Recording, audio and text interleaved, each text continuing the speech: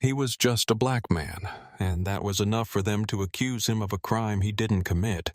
But what they didn't know was that he was about to shake the system to its core. The fight for his freedom turned into a battle that would expose their lies and tear down the racism they built. What happened next will shock you. But let's start at the beginning. James Carter, a 32-year-old black man, was dressed in a crisp, tailored gray suit as he walked home through the bustling city streets. The day had been long, and the evening chill settled over him as the sun began to dip below the skyline. His mind was still racing with legal strategies and casework. He had just started his career at a prominent law firm, dedicated to fighting the very systemic racism that had often kept him on the margins of society. As he strolled along the sidewalk, the hum of the city around him was abruptly interrupted by the screech of a police car pulling up beside him. Two officers stepped out. Officer Lewis, a tall, burly man in his mid-40s, and Officer Daniels, a younger, stockier officer with a hard expression.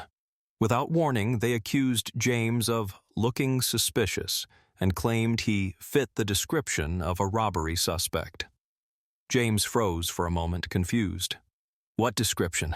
I'm just walking home," he tried to explain.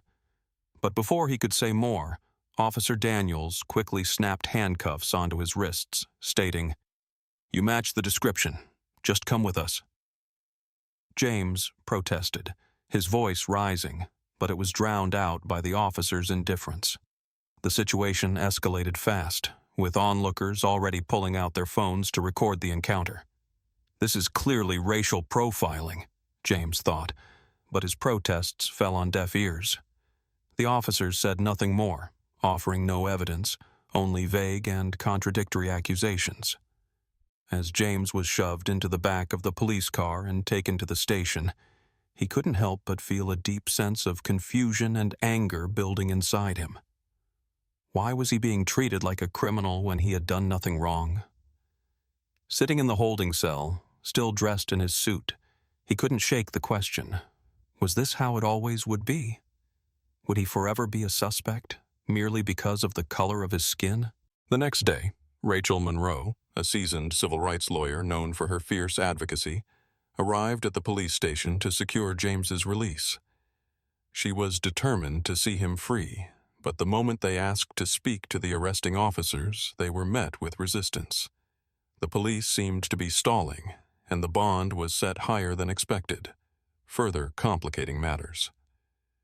The officers continued to insist that James had been acting suspiciously, despite there being no real evidence to back up their claims.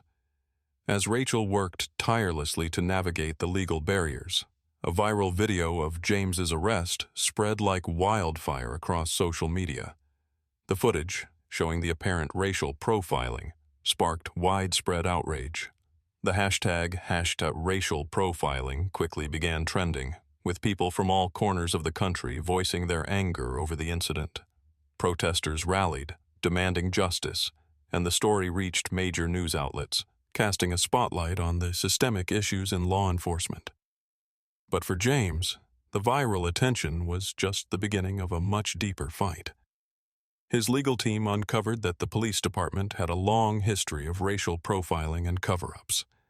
There were multiple instances where black men had been wrongfully accused, and James's case was only one piece of the larger puzzle. It was a shocking revelation, one that transformed his personal ordeal into a symbol of the fight against police corruption and systemic racism.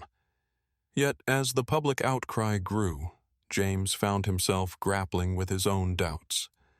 The legal system he had worked so hard to join, the very system he had dedicated his life to, now seemed like a deeply flawed institution. He struggled with the temptation for revenge, but knew that to truly make a difference, he had to expose the truth, no matter the personal cost. The pressure mounted, and James's identity as both a man of integrity and a lawyer clashed with the harsh reality of a broken system. Could anything really change? James and Rachel knew they had to go straight to the top. Their target was Chief Lawson, the head of the police department, a man who had long been accused of ignoring countless complaints about police misconduct. Yet, as they dug deeper into Lawson's background, they were hit with a chilling reality. Chief Lawson had deep ties with city officials and the local media. His network of influence made it nearly impossible to bring his actions into the light of day. Publicly exposing him felt like an insurmountable task, and the weight of that truth settled heavily on both of them. But then, the tides began to shift. In a tense, climactic meeting with the police board, James and Rachel had a revelation that would rock the entire city. James wasn't just a victim anymore. He was now part of the system that could bring it down. As cameras flashed and the room buzzed with anticipation, James stood at the front, not as a defendant, but as a prosecutor. He had just been appointed assistant district attorney. The silence in the room was deafening as James, calm but determined, addressed the board. "I'm no longer just fighting for myself or for you," he said, his voice steady and clear. "I'm here to take down the system from the inside." He was no longer a pawn in their game. He was the one in control. With sharp precision, James began to dismantle the accusations against him. He revealed how the police had planted evidence, fabricated charges, and used him as a scapegoat in their larger web of corruption. But that wasn't all. In a calculated move, James exposed Officer Lewis and Officer Daniels as part of a long-running criminal network within the department. These officers had been falsifying reports, arresting innocent black men, and using their positions to fill arrest quotas. The truth poured out like a dam breaking, and the weight of their crimes began to suffocate the corrupt system they had built. The room was stunned. James had just turned the tables, and the fight for justice was no longer just a personal battle. It was now a public war. The final part of the story takes place during the public trial. The city is abuzz with anticipation. James stands in the courtroom, his expression steady but filled with righteous anger as he presents the damning evidence of police misconduct. As the trial unfolds, James's courage inspires others who have been victims of police racism to come forward. Several of the officers involved are arrested, and the corrupt system begins to unravel. Chief Lawson is forced to resign after a series of high-profile exposés, and the city starts to take concrete steps toward reforming the police force. James, while grateful for the victory, reflects on how much more work remains to be done. In the final moments, James looks out at the crowd of supporters, people of all backgrounds who have rallied behind him, and realizes the true power of his position. It was never about revenge.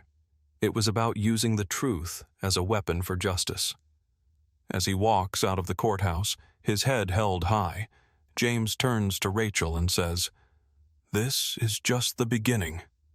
He knows that he is no longer just fighting for one man's freedom. Now he is fighting for a future where the system can be reformed, where equality and justice are within reach for all.